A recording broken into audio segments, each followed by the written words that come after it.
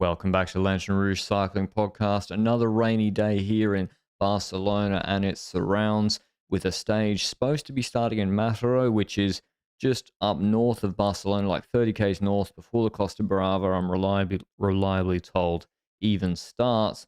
And they were supposed to do a lap around Barca and then come back in some of the Catalonia countryside. If you're watching the Tour of Catalonia earlier this year, it looks identical because it is. It's like you're watching that race. And then up Montjuïc, which is used in the last stage of Catalonia. It's around the old Olympic Park from the 92 Barca Olympic Games. They're going to do one punch up. The steep part, 900 meters, about 8.5%. Sweeping descent, tree-lined, before another punch up with about 800 meters to go. The descent was about 1,500 meters. And there was supposed to be bonus seconds. On the first climb 1,642 bonus seconds. And then at the finish, obviously, the normal 10.64 bonus seconds. But the rain didn't stop from yesterday, Benji. And yeah, if there's one thing we know, when there's a safety furor in an earlier stage, where there's criticism of various parties, principally the organizers for starting too late, yeah, it always means in another stage, there's going to be the pendulum will then swing the other way. Yeah, that's the case. And let's sketch the start here for a second. I went to the start in Mataró this morning and it was really rainy. Yeah. As in Belgium, we say the term water chicken. I was a water chicken. Well, you mean a duck? No, a water chicken. A water chicken is a very different animal, my friend. Anyway, I was that because it was soaking and like, I was expecting sun in Barcelona, so that I didn't bring a jacket. No, 2 days ago at the team presentation, it was the hottest night in Barcelona for 100 years. Really? Yes, 3 days ago. And the it's crazy. It's cold now. It's 18 degrees. Ever since I arrived, it's been raining the entire way through.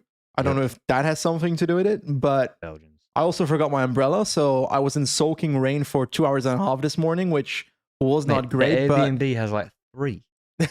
I know, I forgot them. Okay. Now, there were rumors ongoing at that point there because I swear yesterday evening, Geraint Thomas already spread the rumor that there were conversations about neutralizing the final kilometers of this route because it was kind of technical, the final and so forth. Because going through the parkour for a second, you spoke about it numerous times already, the Montjuïc circuit, you said it, that climb and then the small descent, 2-ish kilometers descent towards the final ramp, which is towards the finish line. Well, that descent and also a portion in the run-in towards Montjuïc, lots of rain, very, very bad terrain as a consequence and so forth. Some streets were kind of underwater, to be honest. Yeah. So that's where the rumor kind of came from. So there were rumors of talks behind the scenes of neutralizing a portion. On the G point, when that was on What's Occurring, I think last night or before, when you start to hear, the night before, the top GC riders are talking amongst themselves, then that's how these things start. They bubble away. And same last year. Last Giro. Yeah, it pretty much takes the top GC riders to say, hey, like, what are we doing here? What are we doing tomorrow? Understandably, many of the riders were pissed off from yesterday. Yeah.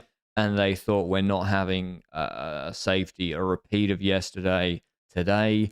And so initially what the organizers tweeted out, this is where it always gets very strange to me. Was there anything that preceded the organizers tweeted out, official communication or from Laura Meziger on Twitter, that the times would be taken, the GC times would be taken at the top of climb 1 in Montjuïc, and then the descent and the final kicker would be neutralized, but still with bonies at the finish and at the end of climb 1. And that came out, and I thought, weird, because they still have to do the hectic run-in. Yeah. I guess they can sit up and the GC riders don't have to do the descent at all. And I was like, okay, fine. There's a concession that's been made. It's raining cats and dogs, as we say in Australia. Not water chickens. Whatever, we move on. We still should see some punch on the top of that climb 1. But that was not the last one. And then suddenly we saw a different official tweet coming up. The fact that there would be a 9 kilometers to go GC neutralization, which is the run-in towards Montjuïc climb, that would also be neutralized, which that is more logical if you do want to neutralize it, that you neutralize it from the run-in for safety issue. That more logical. But then there were rumors that the bonus seconds were still active, and apparently that's still the case. And if you do that and then still have bonus seconds, I don't really get that. I feel like the bonus seconds should have been gone. But there's other stuff that happened throughout here. Those are the 3 phases that you noticed. But I also noticed at the start in Mataro, Machin was really the UAE guy. Machin was really going around to every team I saw him speaking to Meren Zeeman about 2 hours before the start. Meren Zeeman of Jambo, conversing most likely about this stage. I afterwards got confirmation that it was about that. And then he went to Klaas Lodewijk of Quickstep, probably did a few other teams in the meanwhile, but I only saw him at those 2 teams. And afterwards, I spoke with him, and he first proposed the idea of skipping the Montjuic circuit, the climb, and going from kilometer 174 to the last kilometer. But the organizers obviously don't want that because Montjuic in the stage, they paid for that most likely. Yeah. So that was rejected, and then the other official infos that you mentioned. So it would have been a bunch sprint, basically. It would have been a bunch sprint. But like a Garcia Cortina Cockard type. Roughly, yes. It would still be pretty kicky, but Groves might have competed. Yeah, it would have been okay. So that's what I thought he would have been going around gloating about probably signing Isaac Del Toro, the Mexican that just won Tour de l'Avenir today. By dropping with Chitella. That kid is legit 19 years old. We just had a teenager win last year in Oterbrook, who's here at the Vuelta. But yeah, I mean, we'll see where he goes. But UA, I reckon, will probably open up the checkbook for a Hispanophone who just won l'Avenir. That's where they normally go. I swear, like he's kind of a Mexican Ayuso, Isaac Del Toro. Yeah, he's big, he's rangy, he's not small. Yeah, and real ciclismo, eh? Like, we're going off track a little, but in the final it was a better stage, race today. It was a much better race. If you want to watch some good racing, watch l'Avenir final stage, Col d'Izorin. A major long range attack. Yeah, on the descent, man. He basically overthrows the entire GC. That he got fucked over big time because, like, TTT. Tour de l'Avenir is a national team race. So he's showing up with a national team of Mexican youngsters around him. But let's be honest, the Mexican funding, the budget and so forth, the team around him is significantly worse than mainstream cycling country. It's like they're allowed to use the Mexican name, and it's basically the Mexicans on AR Monix who are allowed to use the Mexican name. Because Mexico is suspended by the UCI right now. So it's not even like funded by the Mexico National Federation. Jesus Christ. So it's so unfair. Why they have TTTs in l'Avenir makes absolutely no sense. It benefits the Northern European countries. And didn't he lose like 3 minutes in that team time trial? No, it's capped at 2 minutes. They capped it at 2 minutes because they know it was wrong, but they didn't want it to be sounding too wrong. Which, to segue back to our stage today, is kind of the halfway measure we got, where basically I'm maybe a little bit of an extreme person, but I believe like yesterday was a farce and a disgrace, and the riders shouldn't have had to go through that yesterday. Agree. Today, the stage finish is either too dangerous for anyone to race on it, and it's too dangerous, and we do what Machin said, or we do something else, or it's safe enough to race on. I don't understand this distinction where we say, hey, Andrea Baggioli, Ivan Garcia Cortina, Roman Gregoire, you are incentivized to win the stage because that's why you get paid money and you're looking for that next contract. Go and race. And Hansen said the most daring in the tweet announcing the most daring will win. I'll be like, hold up. So these guys are incentivized to take risks on what you've deemed a parcours that's too dangerous for GC riders. And the reason the organizers will accept this in the first week of a Grand Tour is because their worst nightmare is Remco, Roglic, Ayuso, Mas, Vingegaard crashing out. Yeah.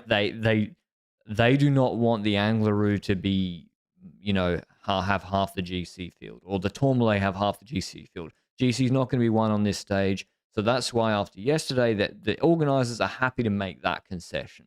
I think so as well. And on the other side, you've got the riders that want to voice their opinion and yesterday didn't feel heard and today will feel heard after today. Now, I'm not sure that's a good thing in the long run necessarily, because I feel like the next time around, we might again have a situation that they're not heard and then they're going to be fixed by the next time that they will be heard as an overreaction to the opposite end. But we call it an overreaction, but let's be honest about it. The conditions at the start, there was like roads were underwater. This morning was really bad. Torrential non-stop rain all night. The roads, it was unclear that they would drain properly. At the time they took the decision, there was a decent chance there'd be like an inch of water on the road around the Montjuic circuit. Exactly. And I passed the circuit at around 2, let's say 1:30 to 2 in the afternoon. An hour before that, we saw videos that it was properly underwater, the barriers were falling over and so forth. When I passed, it was already half drier, but these decisions have to be made early because people need to know what's on their plate. So on one end,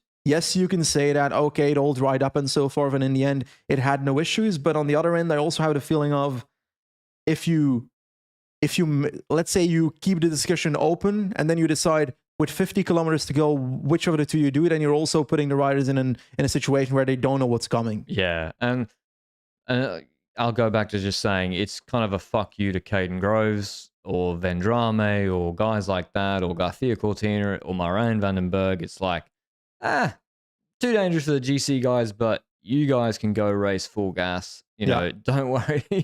Even if there is an inch of water, luckily it drained later, but maybe we need to get some water chicken merch. I need some verification of whether that's. I want the water chicken shirt. The water, whatever a water chicken look, it's a duck. I'm pretty sure a water chicken is a duck. But thanks for all your support with the merch. We launched that in the Vuelta preview, and it's been fantastic to see going all around the world. Some of you have already got the merch in your hot little hands. Make sure to tweet us or tag us on Instagram with the merch. And if you want, the hat's been the most popular. It's maybe because it's the simple one, and people don't want to wear a Tug Buddy T-shirt to their engagement party or their wedding anniversary or something. But yeah. They had to race. I saw a couple with Tug Buddy merch. The T-shirt. Yes. I mean, going to a race is where you could wear the T-shirt. That's sort of a social. No, it's social. You can wear it wherever you want. Yeah. I wear a Tug Buddy T-shirt. In the shower. I mean, in Andorra, people don't really know. So I wear it out everywhere. But a walking Toby, it looks sick. But yeah, if you want to check out the merch, go to shop.lanternrouge.com. That's shop.lanternrouge.com. It's been getting out quickly. And we hope you enjoy it. I think all the designs are really sick. And there's something for everyone there. If you've got feedback or want some different designs, let us know as well, because we might do a little pre-Christmas drop with some new designs as well. But drop one, looking really good. We might not have it up forever, so if you do want to get it, make sure you order it now before the end of the Vuelta, most likely, but we'll see with that. Anyway, the stage starts. I tweeted this morning, it makes sense for DSM to get someone in the break because none of the GC teams are going to chase. Got 9-kilometer neutralization, maybe bonus seconds, maybe not. There was never really a Vuelta official tweet. It was completely strange. And so Jumbo, Ineos, they're not going to chase. Quickstep won't chase. DSM are going to get looked at. Even Alpecin are going to be like, I mean, Groves could win, but he could win a different sprint too. I thought they should get someone in the break or someone from the 6-second teams behind DSM. Yeah. And it was EF. EF got Piccolo in the breakaway. Astana not too far behind after the TTT got Javier Romo. I really like him. He came top 10 in Burgos. He's a truck in that breakaway with Sobrero, Jaco, another guy who could do well in this sort of finish if it goes all the way, and Jan Bao and Jetse Bol are the other guys. I have no clue. Yeah, I zoned out completely. Anyway, but it was smart from EF because with the times being taken at 9Ks, that means DSM need to have that break brought back before 10Ks to go effectively. Yeah. And no one's going to help them. And it's a rainy day. And the start of the stage was super slow. Nothing happened in the first, 3 hours of this stage, right? Yeah. I didn't notice anything. I didn't notice Twitter blowing up at any point either. So I was expecting not to have missed anything. And when I checked back, nothing happened. But crashes did happen. It was in the last 50-ish kilometers, I reckon, that the crash started evolving into what occurred. And Oscar Onley, one of the first riders, I think, that crashed. He had a collarbone, a suspected collarbone. So I'm guessing that he crashed in it. That sucks. Otherwise, you likely, just by riding, you probably don't pop out your collarbone left and right. But that sucks for the race. Yeah. He's probably out of the race. I haven't checked, to be honest. Then we also saw a crash later with actual big guns involved. And the peloton is stressed, right? They're kind of half neutralized behind the breakaway, but they're still riding. They're still a bit stressed about the conditions and so forth. And we get around this roundabout, and there's a UAE rider on the left front of Roglic that slides out at the roundabout, takes Roglic down. I don't think Roglic could have done much in this situation. No. A lot of people, including us, have sometimes criticized Roglic for not being the best bike lander in situations, but this is irrelevant. this was not happening here. This is pure bad luck.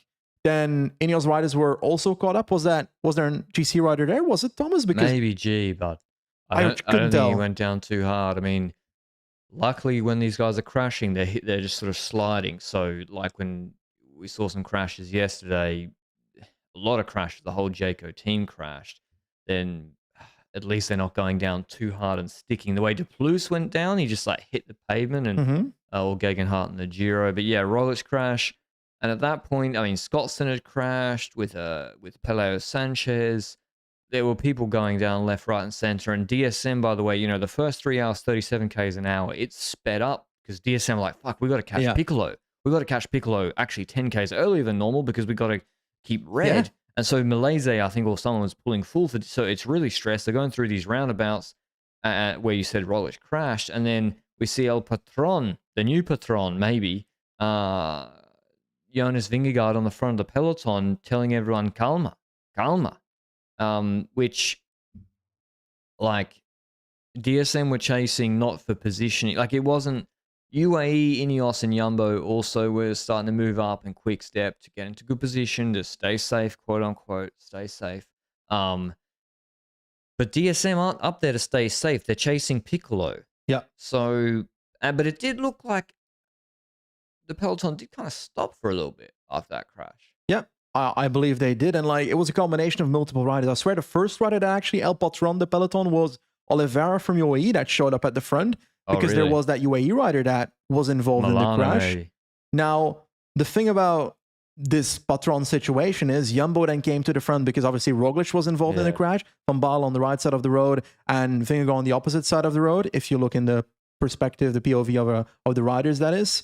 And I feel like Van Baal was pretty damn aggressive and like, stop it. Like he really want to get people to stop. And I love the reaction. I love the reaction of the Ineos rider when Vingegaard did that to him. And the Ineos rider was like, nope, nodding no. And then like, even though it was Kim Hajduk, no? Loads of Ineos riders were behind. So I was like, Kim Hajduk was probably like, this is above my pay grade. I'm not authorized to make Patron decisions on behalf of Ineos. Dylan, if you could call back in 5 minutes, I'll get my manager. I'll get G, or maybe Timon can at least speak to you in Dutch, and maybe then we can work something out. But right now, I'm just going to say all I can say is no.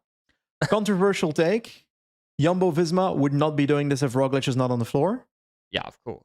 They also immediately stopped when Roglic was back with the neutralization stuff. Yeah. So it's obviously in their benefit that they're doing it. Yeah. Okay, it's not that controversial. Everybody agrees. Yeah, but it wasn't like the Tony Martin thing in Nice. Tony Martin, that seemed to be in. Okay, yeah, I'm sure I can't remember. Everyone fucking crashed in that stage. So that's in the corner. Yeah, maybe Sivakov crashed a million times. That's in Nice. It seemed to be a general like, we got to stop racing, guys. We're riding on a soap field here. Yeah. You're right, and also DSM are entitled to say, too bad. Like, it's neutralized at 9Ks to go for you guys. It's been neutralized there because of you, the GC guys, effectively. I would have kept riding if I was DSM. Yeah, of course. Of course, DSM should keep riding. They're not. Maybe they were done.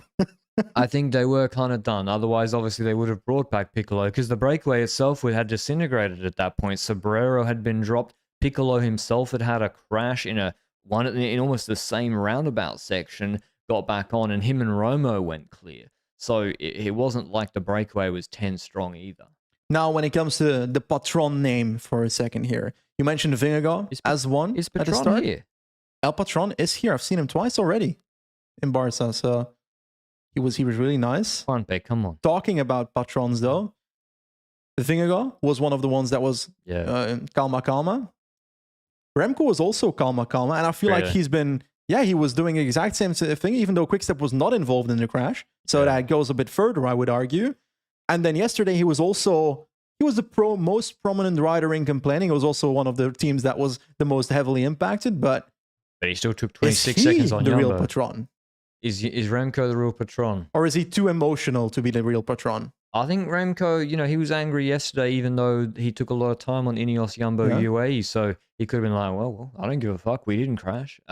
But he wasn't. He was angry that it was generally unfair for everybody. You know, Remco versus Jonas as the patron. I don't know. We'd have to do a poll of the. If you win the Tour twice, I think you broadly have more respect just from that. Unless you're riding in San Sebastian. Yeah. Unless you're doing San Sebastian where you've won 3 times. In the Basque Country, maybe it's Remco. But Jonas also gave a pretty scathing interview before the stage. He said it's like the organizers don't care about our safety at all. He said yesterday was a disgrace. Credits to him. So he gave a pretty scathing interview. He actually went he went to the Movistar bus and wanted to talk to Enric Mas to make sure everyone was on the same page. So I don't know. Maybe the patron title's a little bit outdated and it's more these guys know to talk to each other. But definitely Remco, I do think, he's naturally a bit more outspoken, but for Vingegaard only when something's really ticked him off. I reckon these patrons are running on overdrive the last few days because not only in the Vuelta, I swear in the Renewy Tour, there was also a neutralization. Jos van Emden was involved there, so Jumbo is neutralizing every race that they're in, rightfully, to be fair. Yeah, that was crazy. Anyway, back to La Vuelta. Anyway, we get to the circuit or where the 9K neutralization is. DSM can't catch Piccolo. He narrowly takes red at that moment. Anyway, we didn't really know because the Vuelta's official communication about the second way they were going to do the stage, whether they were going to be bonies. We assumed they were bonus seconds. 9Ks to go. Pretty much, I'll say 75% of the peloton stops. Just stops riding completely. A group goes clear, mainly comprised of FDJ, some Movistar, and then a few riders here and there. Mainly a lot of Lotto Destiny riders as well. FDJ absolutely driving it for their star or in waiting. Roman Gregoire Groves there for Alpecin as well. So if it's not too hard and you no longer have a Roglic Remco type launching it on Montjuic, to me that made it much more likely that a versatile sprinter could win because they should be able to follow a little bit easier. But that didn't end up happening. Andreas Krohn steps off. I think it was FDJ, and Gregoire just could not respond at all. Gets to the top of the climb, gets the descent on his own, got the moto in front, that drags him away, no problem. And Andreas Krohn goes clear to win the stage with, I think it was Van Eedvelt marking moves behind. He did a really good job disrupting Group 2, which I think was comprised of Gregoire and maybe a Movistar. I couldn't really see. We didn't have a moto on that group. But yeah, Krohn wins the stage. Not one I'll remember too much, frankly. Groves second in the sprint behind. He's in good shape. Vendrame third. Baggioli fourth. He'll be disappointed with that because he actually could have taken red from bonus seconds if he'd taken more. Then Barcelo, Garcia Cortina, Gregoire, a little bit disappointing. Van Eedvelt. Marin van den Berg was actually good. He was in Group 1 before it was caught, and Hobhausen's 10th. So that's the stage, Benji. Like, these last 2 stages are stages to forget. Yeah. I reckon that's an overall conclusion of the last 2 days. It is nice to see Krohn win after the unfortunate passing of Tel de Decker a few days ago. That's a rider that was a U23 rider, Belgian rider that I think it was a training accident that led to him being in coma, and then it happened. Now, he also won Paris-Roubaix U23, so a major talent, but also every young rider going too early is unfortunate. But hey, Krohn won the stage, put his hands in the air for Tel de Decker, so that's nice, yeah. Yeah, that's nice to see. Now, looking at Milese's stage win, looking at Krohn's stage win, I have a hard time qualifying those as equally valuable as the average Grand Tour stage win. Is there such a thing as a value of a Grand Tour stage win that is different to other stage wins? Yes, right? I mean, yeah, of course. Like, Felix Gall's fucking stage win is a bit better, isn't it? Or Rodriguez stage win's a little bit better. Of course, but I think what you mean is like with these, and to your point, once I saw, they're changing it to 3.6Ks to go, the GC times, I'll be honest, I no longer gave a fuck about the stage. And a lot of people, I think, kind of felt that way too. You see the parcours, you think to yourself, you do the preview, you look at the profile, and you think, oh, wouldn't it be great if could Roglic attack on top of there, or will they try play numbers, or will Remco just be too good? How will his descending be? I want to see his sprint against Roglic in a finish like this. And once that sort of element is taken away, because it's not just about the GC times, let's be honest. Yeah. The best punchers in this race are also the best GC riders. Ayuso, Roglic, Vingegaard, and Remco. So then when they changed it to 9Ks, it's not like, oh, it made it worse for me. I was like, well, it's already not a normal stage. It's a bizarre. It's like the one Cherney one after the protest in the Giro 2020. The rain stage. Yeah, that rain. Like, I mean, Crans Montana one, the one that was it Rubio one. I don't even remember. So the one where Pino got super mad. Was that Crans Montana though? I thought so. Yeah, I don't remember. I mean, that was good entertainment too. Except in the GC group. So yeah, I mean, listen, happy for Lotto Destiny to get the win. They were very motivated, but at least Kroen's in good shape. This also is an indication they might be good in some other stages too. If Van Aertveld and Kroen can get into some breakaways with De Gent as a tugger, I think they will be very, very dangerous, Lotto Destiny. So this won't be the last from them. But yeah, you want to move on to tomorrow? Yeah. 160 Ks. Go ahead. Oh, sorry, 160 Ks from Suria, north of Barcelona, to Arensal in Andorra, which is the sort of northernmost road in La Massana. It's false flat uphill.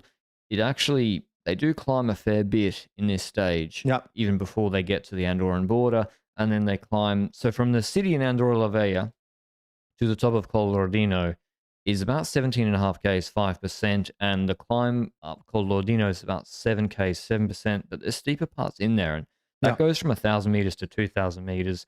It's a Cat 1. It says there's bonies at the top too, which is interesting. There's a little...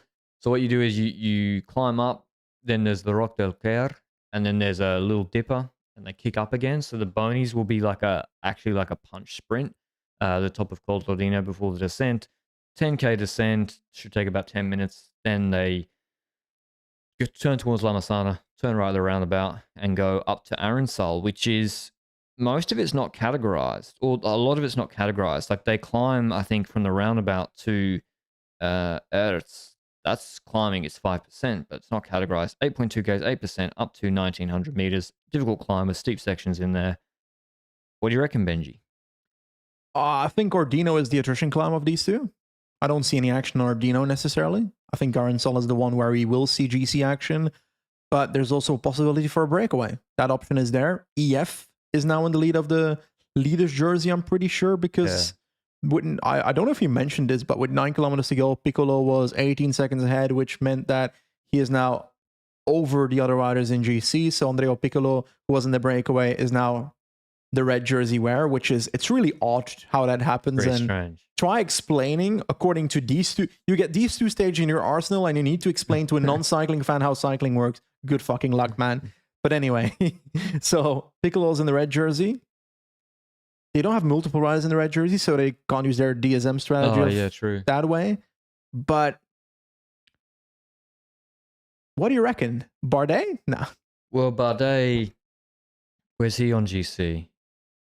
Will he be allowed in the breakaway?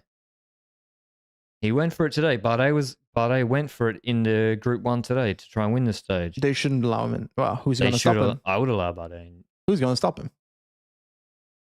If I'm Jumbo, if Bardet wants to take 2 minutes on GC, yeah, but there's so many riders close to Piccolo. Yeah. Like Piccolo's losing the jersey tomorrow. Piccolo in the break. Piccolo, he'll still lose the jersey. He'll still lose the jersey, but so Piccolo will lose the jersey tomorrow. Yeah. Who do they have that can climb? Carthy? I guess, would Carthy be allowed in the breakaway? Yeah, but he's not close, eh?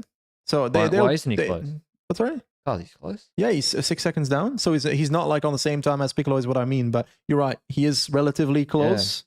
Yeah. And like he will, I don't know, will he be allowed in the break? Carthy kind of lost his reputation as a GC rider. That's the thing. If Bardet goes, Carthy has to go. Yeah. That's clear to me. But, then it's like, okay, we're going to be allowing some pretty decent climbers in the... Like, will Buchmann be allowed in the breakaway? No. Enrique Mas is in the red tomorrow night. Enrique Mas.